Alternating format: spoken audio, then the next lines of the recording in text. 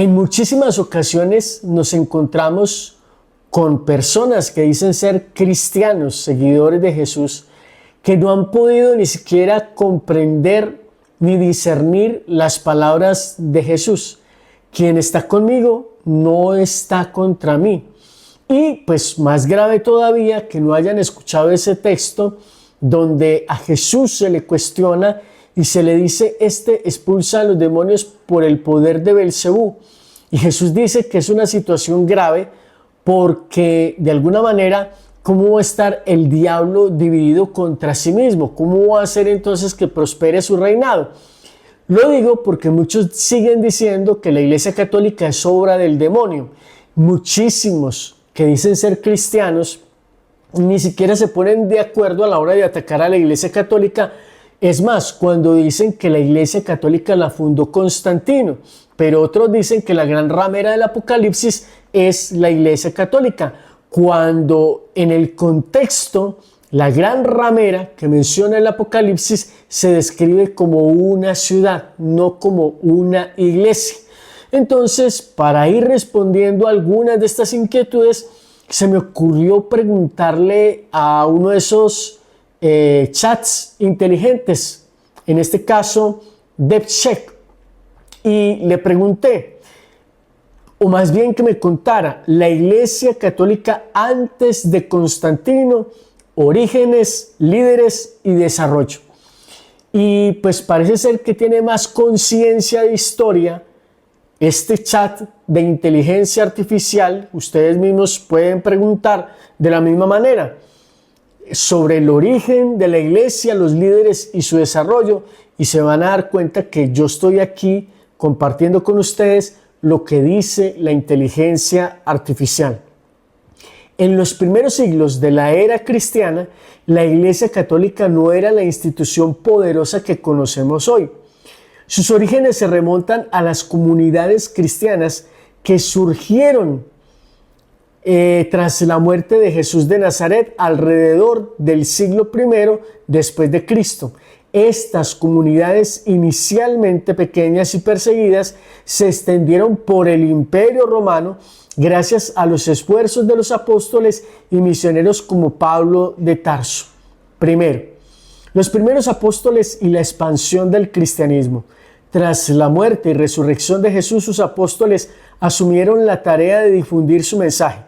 Pedro, considerado el primer líder de la comunidad cristiana en Roma, y Pablo, quien llevó el cristianismo a los gentiles, es decir, a los no judíos, fueron figuras clave. Pedro es reconocido como el primer papa, aunque el término papa no se usó formalmente hasta siglos después. La tradición católica sostiene que Pedro fue martirizado en Roma bajo el emperador Nerón, consolidando a Roma como un centro espiritual. Segundo, la transición de Jerusalén a Roma. Inicialmente, Jerusalén fue el centro de la iglesia cristiana, ya que allí ocurrieron los eventos centrales de la vida de Jesús. Sin embargo, tras la destrucción del templo de Jerusalén en el año 70 después de Cristo por los romanos, la comunidad cristiana de la ciudad se dispersó. Roma, como capital del imperio, gradualmente se convirtió en el nuevo centro del cristianismo. Esto se debió en parte a la presencia de Pedro y Pablo en la ciudad, así como a la importancia política y cultural de Roma en el mundo antiguo. Esto de alguna manera para responder a algunos hermanos cristianos no católicos que siguen diciendo que la iglesia original estuvo y está en Jerusalén. No.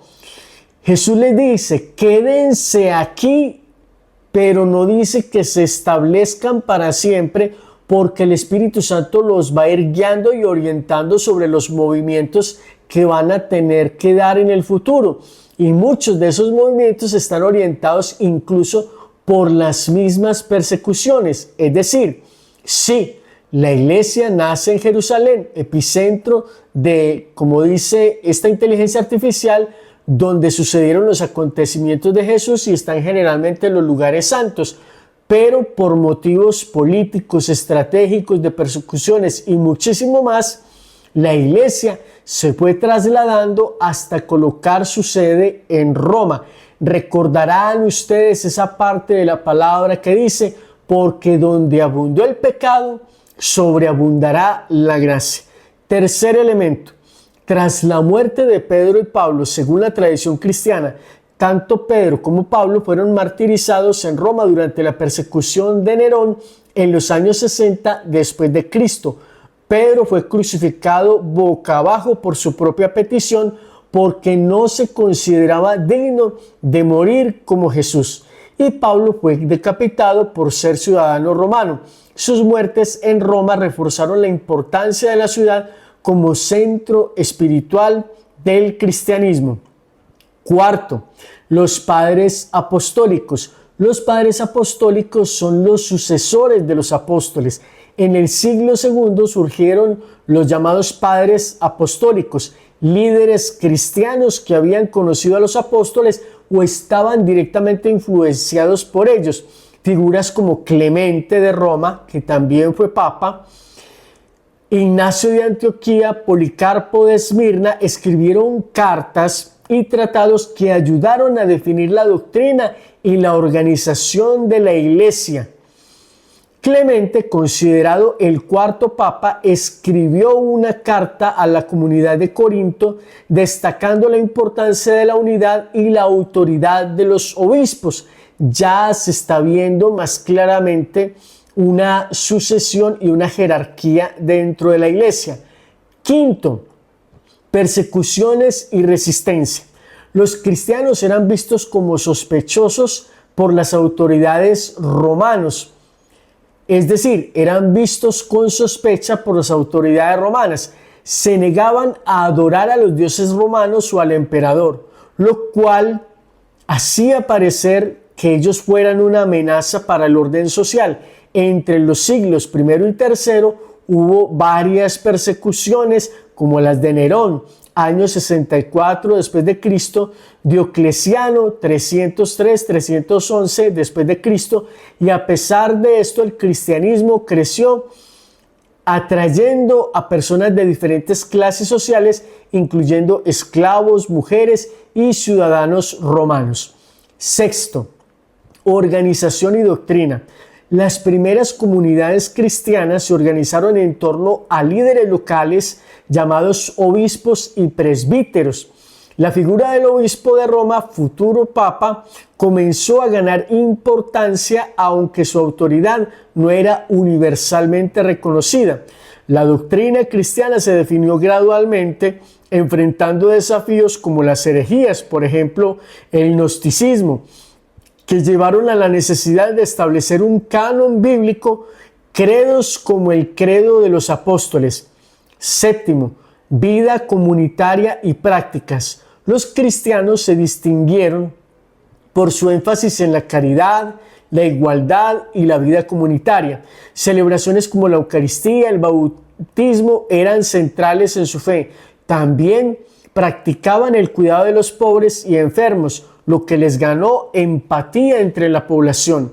Las catacumbas de Roma, por ejemplo, no solo servían como lugares de entierro, sino también como espacios de reunión y culto durante las persecuciones. Octavo, el cambio con Constantino. En el año 312 después de Cristo marcó un punto de inflexión. Constantino, antes de la batalla del puente Milvio, adoptó el símbolo cristiano y luego legalizó el cristianismo con el edicto de Milán. ¿Cuál es el fundamento del edicto de Milán? No es la fundación de una iglesia, sino más bien el fin de la persecución contra los cristianos y la declaración como religión oficial del imperio.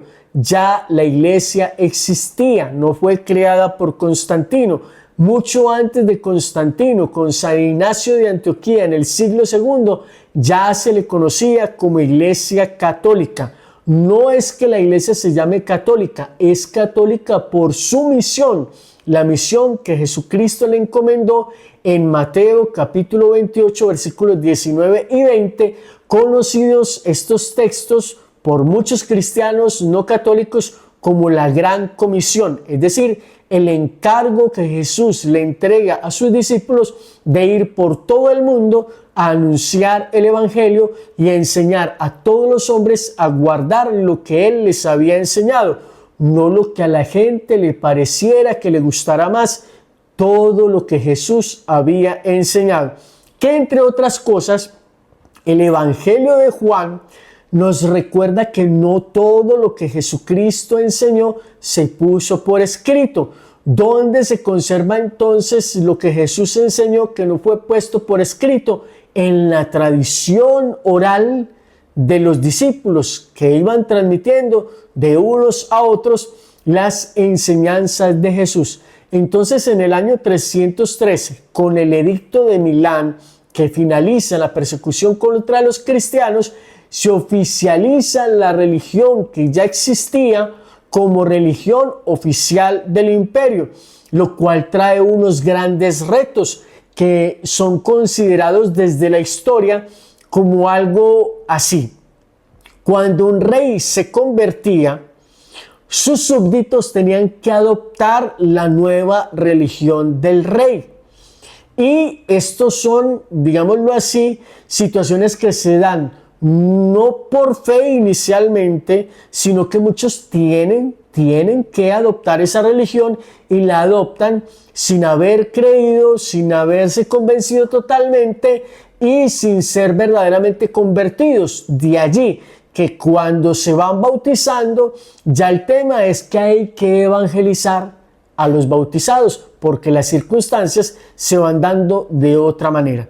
Entonces, poniendo nuevamente en contexto, esto permitió a la iglesia comenzar a crecer sin persecución y eventualmente convertirse en la religión oficial del imperio. Repito, ya existía la iglesia, simplemente se convierte en la religión oficial con Teodosio I, año 380 después de Cristo. Número 9. Después de Pedro, los primeros papas enfrentaron desafíos internos y externos. Lino, Anacleto y Clemente de Roma son algunos de los sucesores inmediatos de Pedro, aunque su autoridad era limitada en comparación con la de los papas medievales. Sentaron las bases para el desarrollo del papado como una institución central en la iglesia. Es decir, cuando uno estudia verdaderamente con conciencia, sin prejuicios y de una manera sana, guiado por el Espíritu Santo, se dará cuenta por la historia que antes de Constantino ya habían habido varios papas en la Iglesia Católica. Entonces no podía darse una situación como tal si la Iglesia no existiera efectivamente antes de Constantino. En resumen, antes de Constantino, la Iglesia Católica era una comunidad perseguida, pero sin crecimiento, que sentó las bases de su estructura y doctrina. Su transformación en una institución poderosa comenzó con el apoyo imperial, pero sus raíces están en la fe y su resistencia en sus primeros cristianos, los apóstoles y los padres apostólicos y los primeros papas. La transición de Jerusalén a Roma como centro espiritual y las muertes de Pedro y Pablo en la ciudad eterna marcaron un hito en la historia de la iglesia.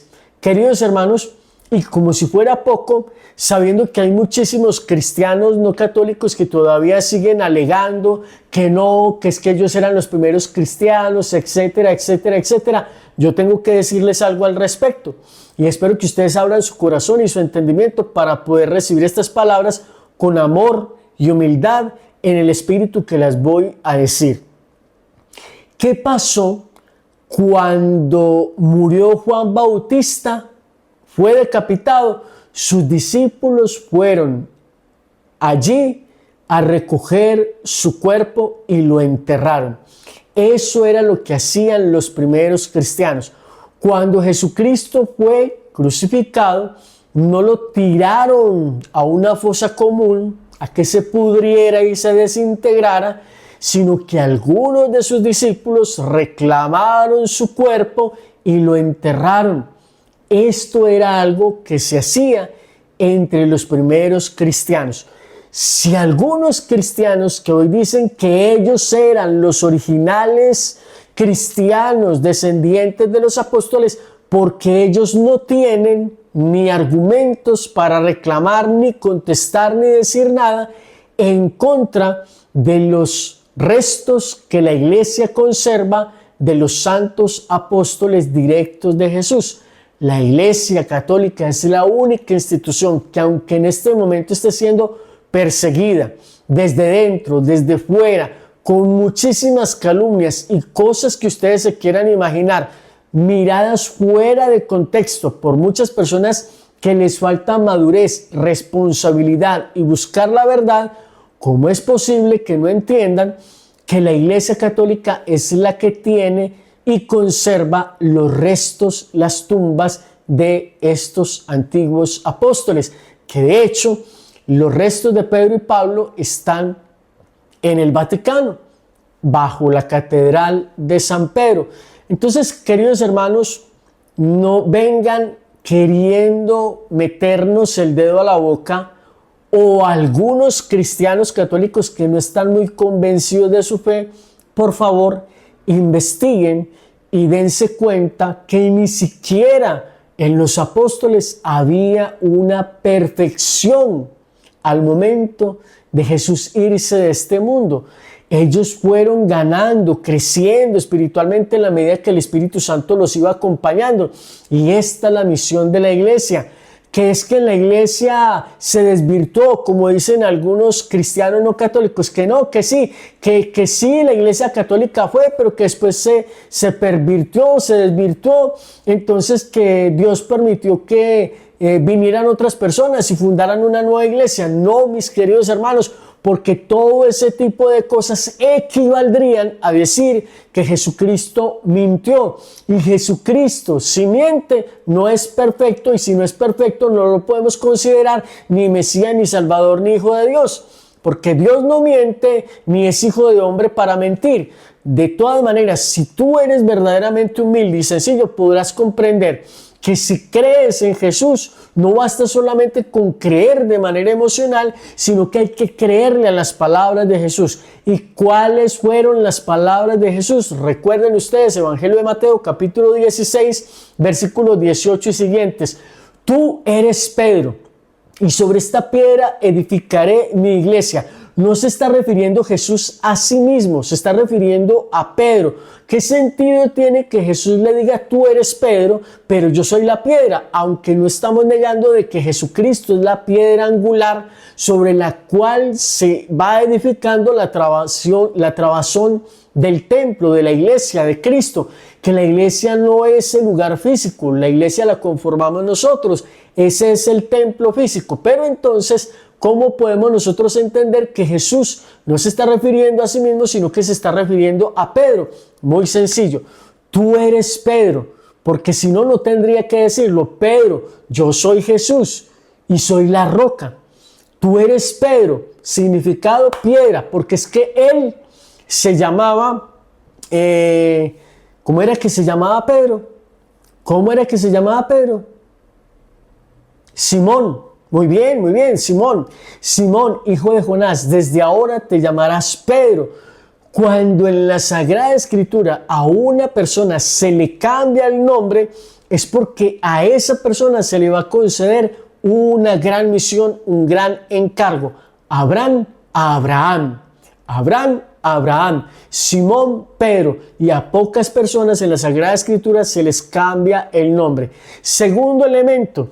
Sobre esta piedra edificaré mi iglesia, y le dice, las puertas del infierno no podrán prevalecer contra ella. ¿Qué quiere decir?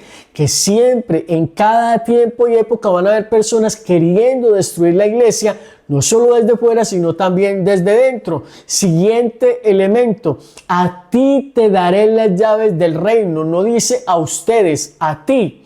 Y lo que ates en la tierra quedará atado en los cielos, y lo que desates en la tierra quedará desatado en los cielos.